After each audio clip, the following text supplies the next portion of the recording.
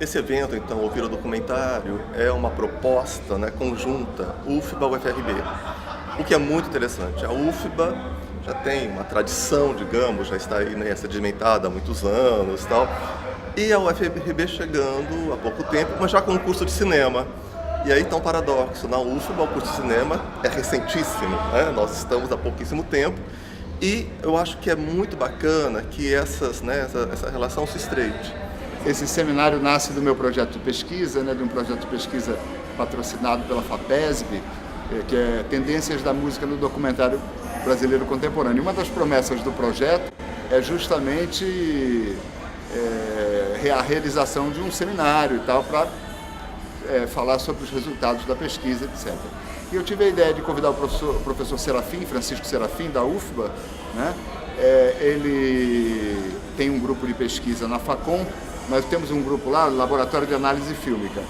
Uma parte com ficção, que eu sou o líder, e outra parte com documentário, que ele é o líder. Eu quis juntar essas duas coisas para fazer um seminário. Aí tivemos a ideia de convidar o professor Bill Nichols, né, que é uma das maiores autoridades do campo, e isso é que fez o seminário ser um seminário internacional, foi a vinda do Bill Nichols. Isso tudo para dizer que esse evento, não só ele é importante por ser o primeiro e por atacar o problema do som, como teve essa estrela internacional abrindo o evento, não é? Então vocês começaram com o pé direito, estão de parabéns por isso, e eu me sinto muito feliz de estar aqui participando desse primeiro evento, que seja o primeiro de muitos outros, né? Acho que sair do eixo Rio-São Paulo, principalmente no momento que a produção cinematográfica, a produção televisiva sai do eixo Rio-São Paulo, né?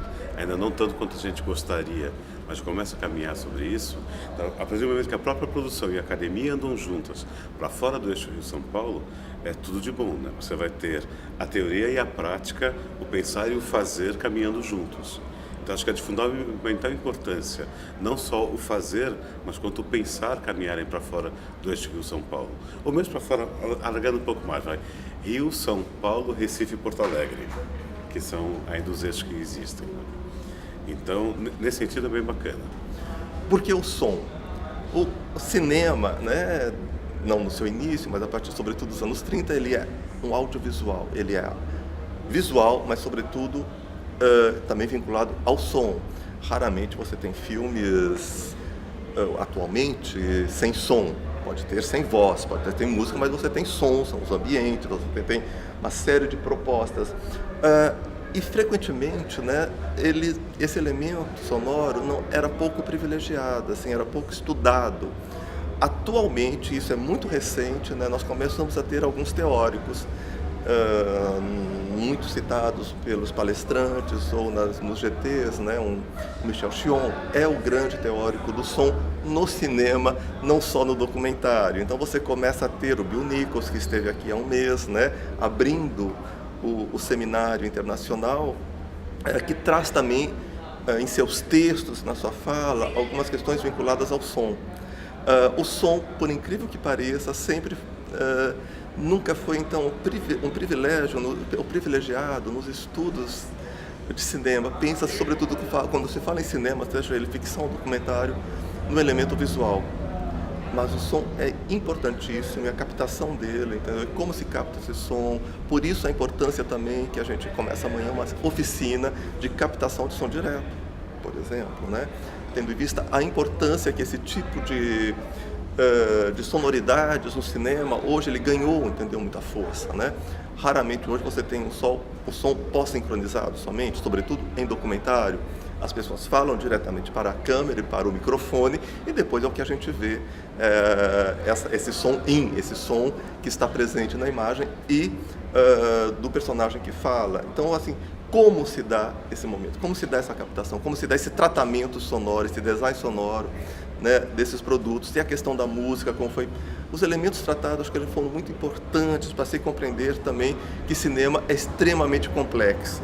Bom, para mim é super importante porque, como eu falei hoje de manhã, o som é negligenciado, né? Tanto no que se refere à prática mesmo, de captação, de tratamento, quanto nas discussões de teoria e método, especialmente dentro do cinema antropológico, que é com que eu trabalho, mais especificamente com filme etnográfico. Então, um seminário como esse, em que as pessoas estão debatendo som verbal, não verbal, música, ruídos, comentários, é de suma importância, para a gente amadurecer mesmo certas questões que podem nos orientar na realização audiovisual dentro de um contexto de pesquisa, que é justamente o meu interesse como antropóloga. E, de uma maneira geral, eu acho que essa parte, né? Primeiro, os estudos do som, que há algum tempo atrás, há 10 anos atrás, 15 anos atrás, não eram muito contemplados pelos estudos acadêmicos, hoje em dia já estão muito vigorosos. Ao mesmo tempo, os estudos sobre documentário cresceram muito nos últimos anos. O que não havia era uma ponte entre esses dois estudos, esses dois campos de estudo, e a gente resolveu fazer, né? Já que eu sou do som, ele é do documentário, a gente resolveu fazer essa ponte e, enfim, atrair profissionais, professores e pessoas com prática também na captação e na finalização de áudio, e teóricos da área do documentário interessados nessa questão do som, e mesmo alguns que não têm um interesse específico, nunca publicaram sobre o assunto, se interessaram por participar e de desenvolver alguma coisa nessa área. O próprio Bill Nichols, que nunca tinha escrito uma coisa específica, um artigo específico sobre o som no cinema, o som no audiovisual. O professor Márcio Freire, da mesma forma. O professor Amaranta, da mesma forma. Nunca foi o foco de trabalho dela. Eu acho que isso que enriqueceu as discussões, né? Porque esses pesquisadores voltaram sua atenção para o som e receberam a contribuição de profissionais que estudam o campo. Com os estudos de som, que é mais a minha área, mais do que o documentário crescendo no Brasil, eu acho importante que a gente tenha um evento representando isso aqui, né? Eu acho que faz parte de um crescimento do estudo das duas áreas, do som e do documentário, que a gente vê em vários lugares do país e tal. A gente acabou de ter um congresso em São Paulo, que teve, por exemplo, um GT inteiro de som, 15 pesquisadores estavam lá, e aqui da mesma forma dentro do âmbito de um encontro internacional. E que isso seja ao mesmo tempo na FAPCOM, na UFBA e aqui na UFRB é super importante também, até pelo que a gente tem ouvido falar da Federal do Recôncavo Baiano e da graduação de cinema aqui. Quer dizer, estava falando com a professora Amaranta, a professora daqui, que reverbera muito no Brasil o trabalho que vocês fazem aqui. A gente ouve falar da Federal do Recôncavo Baiano o tempo todo. Eu, particularmente, nunca tinha vindo aqui, já tinha vindo, sei lá, 5 vezes à UFBA e não aqui. Para mim, pessoalmente, é importante. Eu acho muito legal um evento que una duas universidades federais, o que é muito raro. Aqui dentro do seminário eu falei um pouco sobre o porquê o som é negligenciado nessas produções fílmicas, desde o início do filme etnográfico, e como isso vem mudando recentemente devido a uma ênfase que tem emergido nos últimos 15, 20 anos, é uma ênfase sobre o corpo, a ideia de corporalidade e de sentidos, de sensorialidade dos sujeitos implicados na pesquisa. Então o som emerge nesse novo cenário de importância que é dada ao corpo e aos sentidos como algo fundamental para engajar o espectador, mas também para condensar de alguma forma, conotar, dar uma textura, né, uma certa visceralidade às imagens que a gente vê projetadas na tela. Então a minha fala foi no sentido de sublinhar, né, a necessidade da gente pensar melhor sobre essas questões e de fato levar o som a sério, né, dentro da etnografia, né? Mas o som que eu estava discutindo hoje era o som não verbal, o de ruídos, né, sonoros e um pouco aquela ideia de paisagem sonora, né? O som como oriundo do ambiente humano e natural. Tá ouvindo de outras pessoas, o mesmo que eu pesquiso sobre o som no documentário, pesquiso o som em curtas do Carlos Guimarães, não é exatamente fechado como documentário, mas pode ser visto como documentário. E é bem legal ter essa troca entre pesquisadores e saber de outros teóricos que as pessoas estão estudando e principalmente ter esse seminário internacional com pessoas de fora e também por estar tendo esse diálogo e também por ser no eixo não Rio-São Paulo, né, Minas Gerais, porque está no Nordeste e aí fica mais acessível também para as pessoas que vêm estudando e atualmente está se criando muitos cursos de cinema, estão se formando muitos cursos de cinema no Nordeste, em Fortaleza, na Paraíba, Bahia. Então, acho muito importante continuar esse seminário, tomara que tenha próximo ano, para a gente continuar essas pesquisas, essas trocas, os diálogos. Eu fui convidado para discutir trilha sonora em filmes documentários, né? É legal também você aumentar a discussão da trilha sonora, aumentar a discussão da relação audiovisual, na verdade. Acho que a gente não discute som. Se a gente for discutir som, a gente está fazendo programa de rádio. A gente discute uma relação entre o som e uma imagem e como é que essas coisas imbricam, como é que elas trabalham e que sentido que elas criam nessa relação, né? E aumentar essa grande discussão também é um caminho que é um caminho muito pouco usado no Brasil. Eu estou orientando um trabalho agora sobre o que existe de escrita sobre som no cinema brasileiro e é mínimo. Tem aumentado assim um pouquinho nos últimos 10 anos. E quanto mais a gente espalhar esse conhecimento, quanto mais a gente espalhar a ideia do pensar som e a ideia da relação audiovisual como um elemento complexo, né, melhor para todos. O som, seguindo um pouco a corrente dominante, nunca foi exatamente o meu objeto de estudo por excelência. Mas alguma coisa a gente sempre trata, não é? Com relação ao som, porque trabalhamos com cinema documentário, com cinema de uma maneira geral. E nós tivemos excelentes palestras, excelentes, entendeu? Pessoas que trouxeram, acho, né, uma contribuição fabulosa para esse campo, que não ficará somente nesses 2 dias de mesas redondas e GTs na UFBA e aqui na UFRB, mas que nós vamos lançar um livro no próximo ano. Então, um dos desdobramentos desse seminário não vai ser só o que não ficou conosco agora, depois de ouvirmos tudo isso, achei muito legal quando uma das palestrantes, né, convidadas, Jocine Pinheiro, falou, poxa, hoje agora eu compreendi um pouquinho melhor as questões do som, que me interessavam, mas eu não tinha. Agora, algumas questões começaram a surgir depois desses 2 dias de terem ouvido tantas pessoas falarem sobre as questões sonoras do documentário. Então, isso é importante. Então, o fato de que essas conversas que tivemos, esses seminários, né, essas palestras que tivemos, e que todas trataram, obviamente, de aspectos sonoros do cinema, sobretudo documental, que era esse o tema do seminário, mas também nos fazem, eu acho, refletir um pouco sobre essa prática. Então, o som é importante. E como, entendeu? Ele está colocado no produto. A análise de um produto audiovisual, justamente, ela leva em conta não só o aspecto da imagem, imagético, mas sonoro também. Então, como este som foi captado, como ele é incluído, como agora nessa última fala relativo a Santiago, né, como foi muito bem tratado isso, né, essas diversas sonoridades presentes no filme.